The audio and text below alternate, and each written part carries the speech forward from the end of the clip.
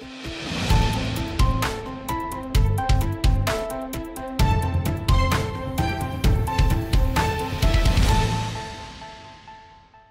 लॻोट Ghalib Khyber old जे माण्हुनि जंहिंमें शबीर अहमद, मोहम्मद रमज़ान, सिकंदर अली ऐं ॿियनि मीडिया खे ॿुधायो त असांजे ॻोठ जो स्कूल तक़रीबन 14 सालनि खां वठी बंदि पियल आहे।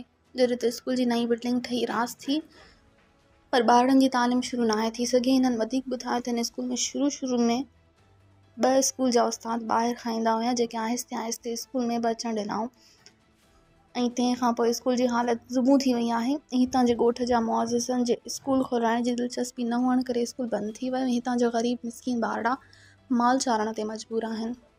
ॻोठ जे चङनि माण्हुनि जा ॿारड़ा ॻोठ जे बंदि थियल स्कूल जे करे खैबर में तालीम हासिल करणु वञनि था ऐं असीं ॻोठाणा वज़ीर आला सिंध, वज़ीर तालीम ऐं हितां जे चूंडियल MNA ऐं MP ऐं मटियारी ज़िले जे तालीम जे आला ऑफिसर खे पुरज़ोर अपील था कयूं त असांजे ॻोठ ग़ालिब खैबर ओल्ड जो बंदि पियल स्कूल खोलाए ऐं हितां जे ॿारनि जी तालीम खे जारी करे वधीक ॿारनि जी ज़िंदगी जी तबाही खे बचायो वञे। मज़ीद ख़बरनि ऐं तफ़सीलात लाइ विज़िट कयो असांजी वेबसाइट www.awamiNewsHD.com ऐं ॾिसंदा रहो अवामी न्यूज़ HD।